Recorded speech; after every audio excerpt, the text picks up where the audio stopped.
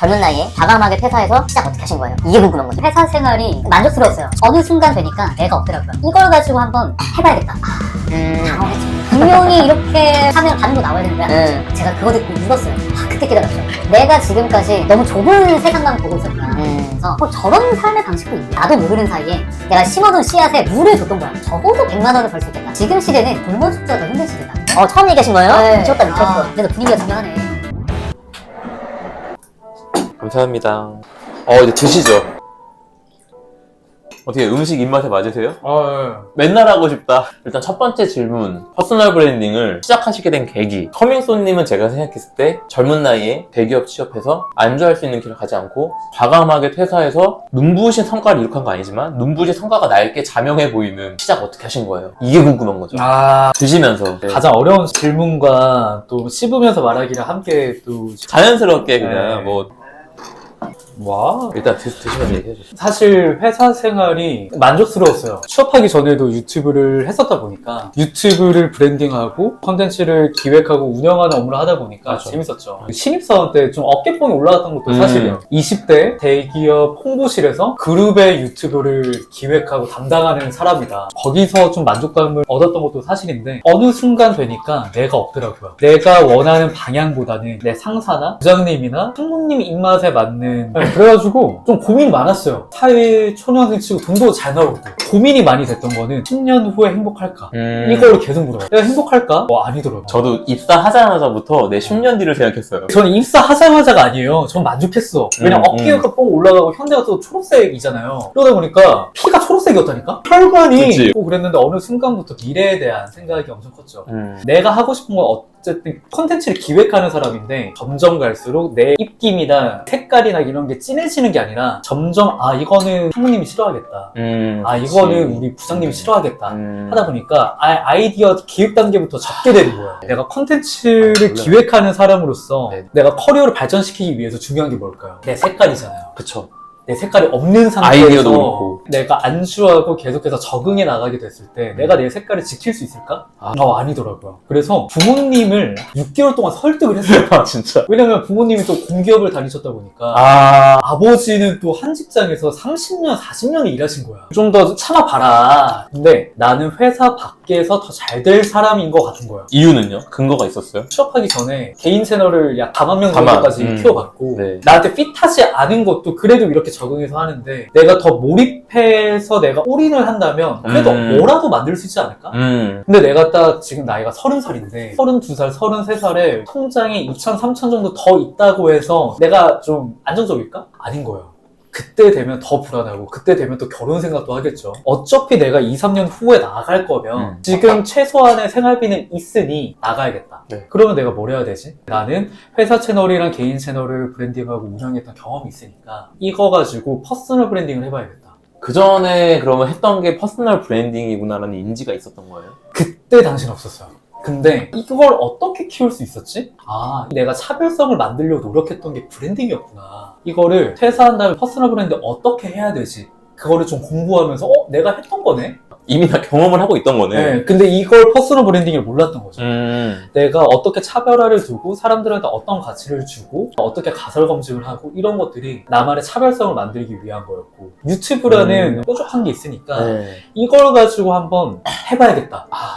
그러니까 이전에 뭣도 모르고 일단 유튜브를 벌렸는데 그게 자만까지 키워봤어. 닥치는 대로 부딪히면서 했는데 거기까지 큰 거야. 그리고 회사 들어가서 내가 나름 그때까지 익힌 노하우로 회사 브랜딩도 키워봤어. 두 개의 계정을 키워보면서 내가 했던 것들을 가지고 나가서 할 수 있겠다는 자신감이 들어서 나가려고 생각하고 찾아보기 시작하니 브랜딩을 공부해보니까 내가 그 경험들이 브랜딩에 들어가 있는 내용들을 내가 이미 하고 있더라. 그쵸. 그래서 내가 이거를 좀 내 새 채널에 잘 적용하면 빠르게 잘 클 수 있겠다는 확신이 든 거죠.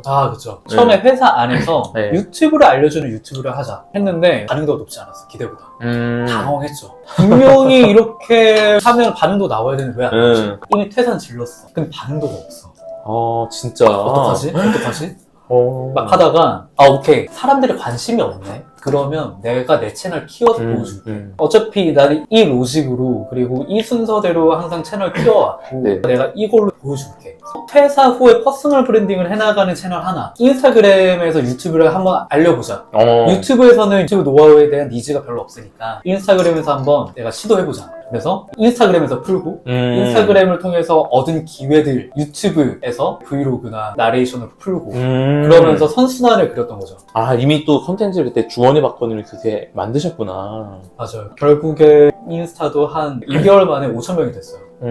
인스타그램을 하시던 인플루언서 분들이 니즈가 있는 거예요. 근데 다행스럽게 커밍썬 채널, 퇴사 후에 퍼스널 브랜딩이 해나가고 있는 채널, 그 채널 역시도 한 3개월째 되니까 갑자기 5,000명이 된 거예요.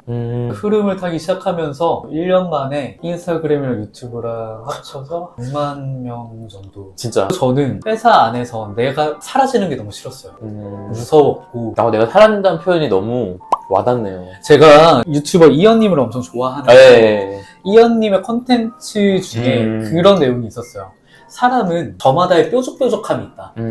근데 우리가 사회생활을 하고 직장생활을 할 때 우리는 계속해서 그 뾰족뾰족함에 망치를 맞거나 아니면 사포질을 당한다. 그렇게 동그래진다. 근데 우리가 회사에서 계속해서 틀리다라고 듣는 것들 중에 어떤 거는 나만이 갖고 있는 개성일 수 있다. 제가 그거 듣고 울었어요. 아, 진짜. 왜냐하면 그런 그랬구나. 고민들도 너무 많았고 나는 맞다고 생각하는데 윗분들이 봤을 때는 우리 그룹의 고급스러운 이미지와 어울리지 않다. 너 틀려. 그런 거 너 채널에서 해. 이런 것만 듣다 보니까 내가 틀린 거구나. 내가 지금 생각하고 있는 것 자체들이 다 틀린 거구나 라고 생각이 들다 보니까 너무 자존감도 낮아지고 그런 상황이었는데 그럼 난 이 뾰족함을 지키기 위해서 뭘 해야 되는가? 그거는 내가 회사가 없더라도 홀로 설 수 있는 힘을 키워야겠구나. 가장 큰 확신은 회사 친구를 만났는데 그 친구가 대기업을 다녔으니까 당연히 또 다른 대기업을 이직을 준비할 줄 알았는데 요가 강사를 준비한다고 하는 거예요. 솔직하게 그 친구 만나러 갈 때는 후회할 줄 알았어. 왜냐하면 20대 남자들이 원하는 대기업에 들어갔는데 결국에 나갔고 그럼 지금 수익이 없는 상황이잖아요. 엄청 불안할 거란 말이죠. 그래서 후회하지 않을까? 막 그런 생각을 했었는데 너무 행복해하는 거야. 하루하루 선물 같다는 거야.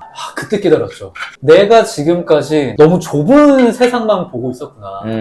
저는 어쨌든 하루에 9시간 이상을 회사에서 보내고 회사 동료들이랑만 있다 보니까 회사가 우리 모두의 세상인 거고 이 회사를 벗어나면은 우리는 지구를 벗어나서 우주를 가는 거다 보니까 우주는 위험해 라고 생각을 하는 건데 맞아. 처음으로 우주를 간 동기를 만났는데 너무너무 행복하다는 거야. 하루하루 선물 같고 그때 딱 고정관념이 깨졌던 것 같아요. 아, 그때까지는 그래도 회사가 근데 정답이지. 부모님도 다 그렇게 오랫동안 회사 다니고 형도 공기업을 다니고 그리고 내 주변 지인들도 뭐 사업하는 사람 한 명 없고 다 취업해가지고 진짜 9to6로 일만 하다 보니까 회사를 하는 것 자체가 이상한 일인 거예요. 그러면은 저는 약간 좀 의아해지는 게 네. 환경이 바뀌어야 덕분에 내가 용기를 내고 생각이 좀 바뀌어서 선택을 달리 해보게 되는 그런 건데 링소님 같은 경우는 직장도 그렇고 주변 친구들도 그래. 심지어 가족도 다 그래. 어디서 그런 이게 제가 봤을 때 이거야. 취업하기 전에 씨앗을 심어놨어. 심어놨는데 얘를 잊고 지냈었어요. 근데 얘가 조금씩 꿈틀거려. 근데 내가 이 길이 맞나 계속해서 고민할 때 온라인 환경을 바꿨던 것 같아요. 그래서 퇴근할 때 드로우앤드루님 영상 보고 그래. 그리고 퇴근을 할 때 뭐 다른 분들 영상 보면서 저런 삶의 방식도 있네 하면서 나도 모르는 사이에 내가 심어둔 씨앗에 물을 줬던 거야. 내가 원래 살던 농촌에는 이 싹 하나가 났어요. 이거를 키워보지 않으면 난 평생 여기서 살아야 되겠다라는 생각이 너무 컸던 거죠. 1년을 딱 주고 나왔어요, 저한테. 1년 안에 회사나 아르바이트 말고 순수하게 내가 가치를 제공해서 월에 100만 원을 못 벌면 돌아가자.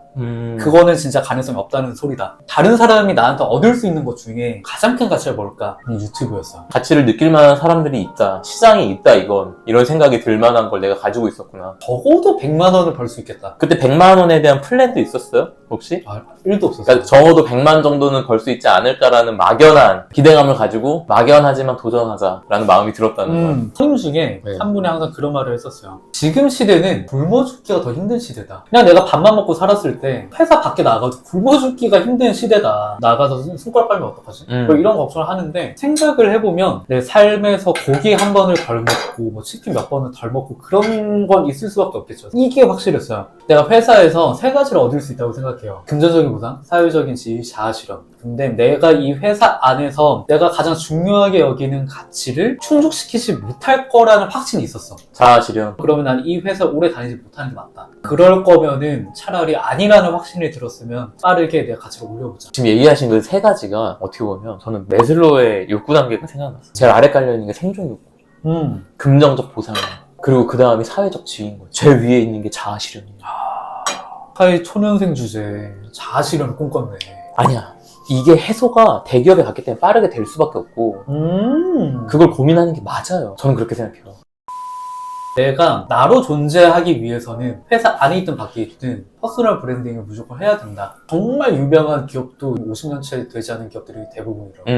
인간의 수명보다 기업의 수명이 더 짧다. 그럴 거면 언젠가 우리는 아무리 탄탄한 데를 다니더라도 퇴사를 해야 되는데 퇴사하고 뭐 하지? 이 질문이 들 수밖에 없는 거잖아요. 직장 안에서도 충분히 퍼스널 브랜딩 할 수 있고 내가 갖고 있는 직무든 아니면 내가 이걸 너무 싫어요. 그러면 퇴근한 다음에 다른 걸 배워봐도 되는 거고 내가 대체되지 않는 사람이 되는 거죠. 그러기 위해서는 퍼스널 브랜딩의 선택이 아닌 필수가 되지 않을까.